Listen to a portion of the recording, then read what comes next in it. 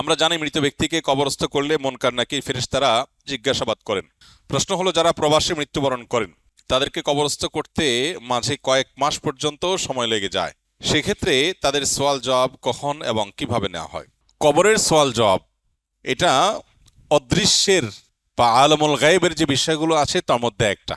মানুষের চোখের আড়ালের যে জগৎ, যেমন আমরা মহাশূন্যের কথা জানি, যদিও মহাশূন্য এখন মানুষের দৃষ্টির আর আড়ালে বলা যায় না, মানুষ সেই জগৎ সম্পর্কে জানে বা ইলম হাসিল করেছে। যতদিন জানতো না ততদিন পর্যন্ত সেটা মানুষের কাছে কি ছিল? বাহ্যিক এবং আক্ষরিক অর্থে অদৃশ্যের জগৎ ছিল। ইমানের অধ্যায়ে অদৃশ্যের জগৎ বলতে বোঝানো হয় সেই জগৎকে, যে জগৎ সম্পর্কে মানুষ আসলে জানা মানুষের জন্য সম্ভব না, যেটার ইলম শুধুই আল্লাহ তাআলার কাছে। যেমন জান্নাত, জাহান্নাম, আখেরাত, পুলসিরাত, কিয়ামত, হাসর, মিজান, কবরের আযাব হোক, কবরের শান্তি হোক, নিয়ামত হোক, এই সব কিছু অদৃশ্যের জগতের বিষয়, যেটা মানুষ দৃশ্যমান করা সম্ভব না। এই জগতের বিষয়গুলো, এর কাইফিয়ত, এর ধরন কি হবে সেটা একমাত্র আল্লাহ তাআলা ভালো জানেন। ইমানদার সেটাকে পরিপূর্ণভাবে ন্যস্ত করবে কার উপরে? আল্লাহর উপরে।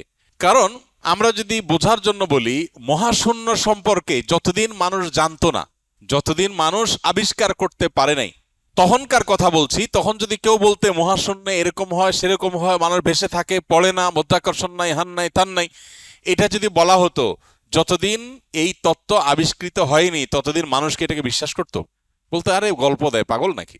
যে ওই জগৎ সম্পর্কে জানে নাই তার কাছে এটা গল্পের মতো এবং ভুয়া বোগাস কথা মনে হবে।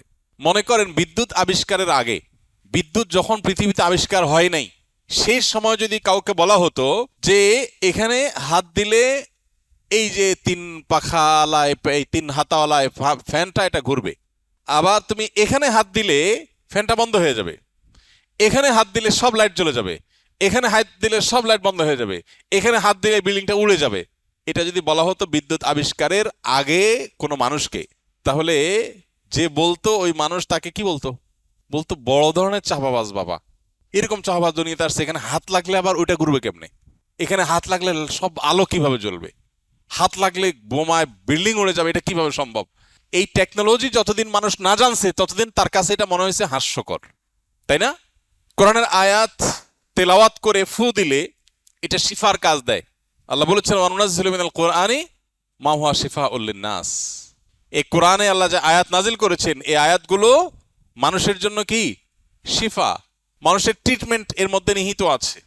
ট্রিটমেন্টের একটা প্রটোকল আমরা জানি, আর মনে করি এটাই বোধহয় চূড়ান্ত, এটাই বোধহয় ওহির মতো, আর কোনো পথ নাই।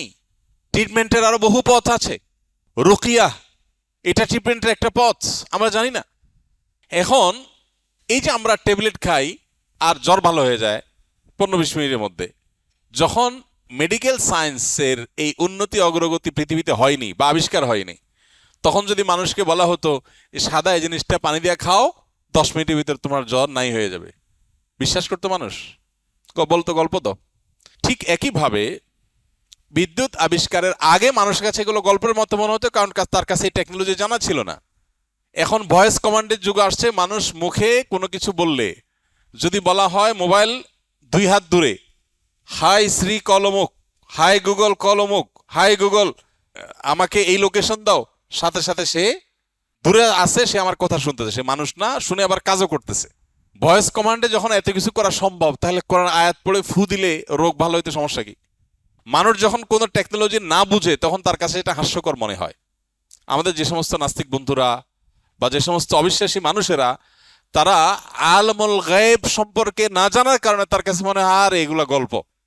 তাদের বিষয়টা অনেকটা এরকম, আন্নাসু আদা উল্লিমা জাহিলু, মানুষ যে সম্পর্কে জানে না সে সম্পর্কে সে শত্রুর মতো আচরণ করে, বিরোধিতা করে, কারণ সে জানে না।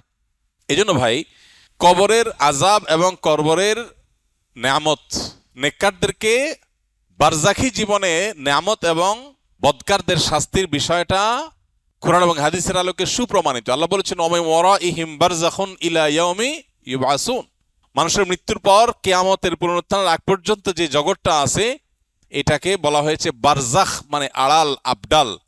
এই বারজাখী জীবনে কেউ কবরে থাকতে পারে, কেউ মৃত্যুর পর ফ্রিজে থাকতে পারে, কেউ বাঘের পেটে খাদ্য হয়ে যেতে পারে, কেউ আগুনে পড়ে ছাই হয়ে যেতে পারে, কেউ পানিতে ডুবে পচে গলে মাছের পেটে চলে যেতে পারে। যার ধ্বংসাবশেষ যেখানেই যাক না কেন, সেখানে সে অবস্থায় তার বারজাখে, আলমে বারজাখে বা মৃত্যু পরবর্তী জগতে সে প্রবেশ করে গেছে। সেখানে তাকে আল্লাহ তাআলা নেককার হলে নেয়ামত, বদকার হলে শাস্তির ব্যবস্থা করবেন। এখন আপনি বলবেন, বুঝলাম কবরে দিলে সেখানে কবরে মাটির নিচ দিয়ে ফেরেশতারা এসে কিছু একটা করবে টরবে, কিন্তু ফ্রিজে রেখে দিছে লাশ, এখানে কি করবে? ফ্রিজে রেখে দিছে লাশ, এখানে কি করবে? ওই যে টেকনোলজির ব্যাপার একটু আগে বললাম, আপনার কাছে তো টেকনোলজি জানা নাই, যার কারণে আপনি বুঝতেছেন না কিভাবে হবে। অদৃশ্যের জগতে ফেরেশতা আসছে, কি করছে না করছে আপনি দেখছেন, লাশ শুয়ে আছে, লাশের কি হচ্ছে সেটা আপনি বুঝতে পারছেন না, আযাব হচ্ছে নাকি নেয়ামত হচ্ছে। বিভিন্ন বর্ণার আলোকে বোঝা যায় মানুষ মারা যাওয়ার পর, কবরস্থ করার পর, বা কবরস্থ হোক আর না হোক, যে অবস্থায় থাকুক না কেন, তার লাশ বা ধ্বংসাবশেষ, তার দেহে এই পরিমাণ বিশেষ রূহ দেওয়া হয় যে সে নেয়ামত ভোগ করতে পারে বা আযাব ভোগ করতে পারে, বাহির থেকে দেখে কেউ বোঝার কোনো ক্ষমতা থাকে না। আলমুল গায়বের এই বিষয়টাতে আল্লাহর উপরে ন্যস্ত করাটাই হলো শ্রেয়। আমরা জানি না, কোরআন হাদিস যতটুকু জানিয়েছে ততটুকু জানি, এর বাইরে জানি না। অতএব একটা মানুষের মৃত্যুর পর তার লাশ যদি ফ্রিজে রেখে দেওয়া হয়, সে ফ্রিজে রাখা লাশটা 2 মাস, 4 মাস, 6 মাস, 8 মাস, এমনকি সারা জীবন সে মাটির উপর পড়ে আছে, কবরস্থ হলো না, এমনও হতে পারে।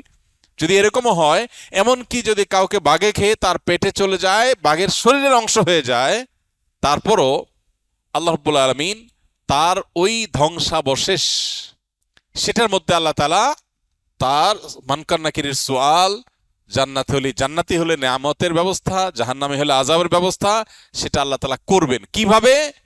আল কাইফিয়াতু গায়রু মালুম, কি পদ্ধতিতে সেটা আমরা জানি না, সেটা আল্লাহ তাআলা ভালো জানেন।